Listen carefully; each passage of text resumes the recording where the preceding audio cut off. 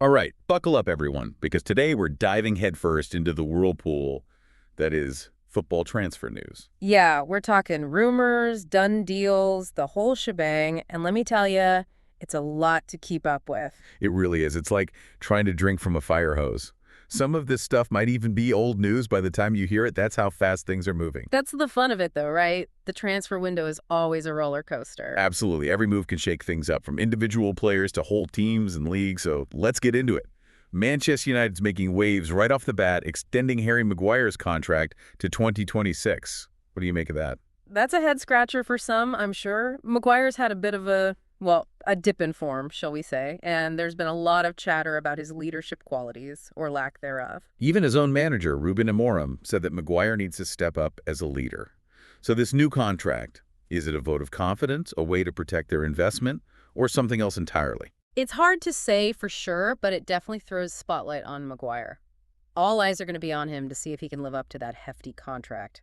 Talk about pressure. Well, maybe that pressure will forge him into the leader they need him to be. But speaking of Manchester United, they got another move in the works, and this one's about a rising star, Amad Diallo.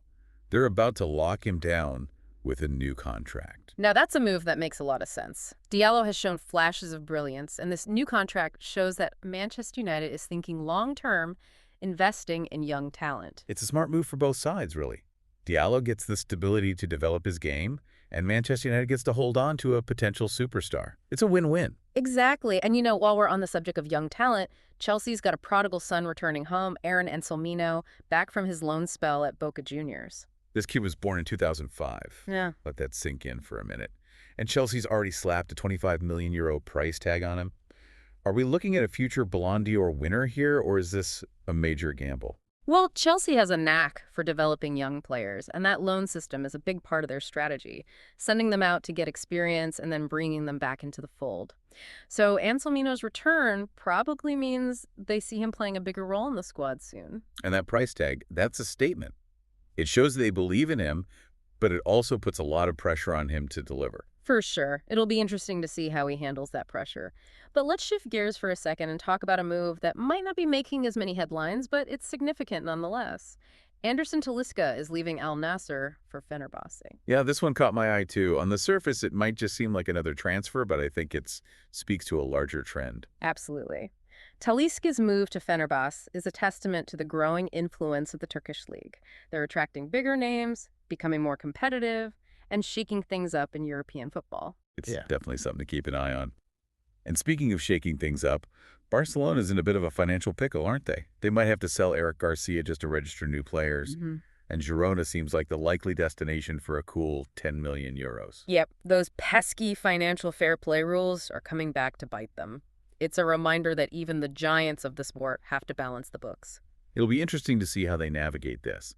And while we're on the topic of tough decisions, Real Madrid's got a real conundrum on their hands. Trent Alexander-Arnold.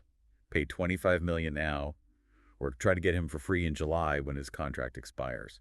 But there's a risk, isn't there? A huge risk. If they wait, they could lose him to another club entirely. It's a classic dilemma. Short-term game versus long-term risk. If you were the manager, what would you do? It's a tough one. You've got to weigh the cost of getting him now against the potential of losing him altogether. High stakes indeed. And it seems like Chelsea's in a similar situation with Christopher Nkunku. They want to keep him, but a big money offer or a tempting player swap might change their minds. Player swaps are becoming more and more common in the football world, and it makes sense. It's a way for clubs to address their needs without splashing the cash.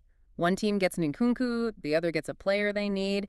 It can work out for everyone involved. It's like a high-stakes game of chess, isn't it? Moving pieces around the board, trying to outmaneuver the competition. And to cap things off, we've got a potential legal battle brewing in Barcelona. La Liga and RFEF might block them from registering new players. Could this end up in court? It's certainly possible. This highlights the tension that sometimes exists between clubs and the governing bodies. There are rules in place, and when those rules are perceived to be broken, well, things can get messy. It's a reminder that the world of football is about more than just what happens on the pitch. There's a whole ecosystem of contracts, finances, regulations, and it can get pretty complicated. Yeah, but that's part of what makes it so fascinating, right? The constant wheeling and dealing, the drama, the unpredictability. You never know what's going to happen next. Absolutely. Well, we've covered a lot of ground today. It's been a whirlwind tour of the transfer market, with its share of surprises, dilemmas, and potential legal battles. And it leaves us with a big question. Which of these transfers will have the biggest impact on the upcoming season? Only time will tell. But one thing's for sure, it's going to be an exciting ride. Thanks for joining us for this deep dive into the ever-changing world of football transfers. We'll be back soon with more insights and analysis. Until then, keep your eyes on the ball because you never know what's coming next. And maybe check your phone every 5 minutes for the latest breaking news. You don't want to miss anything. That's right. See you all next time.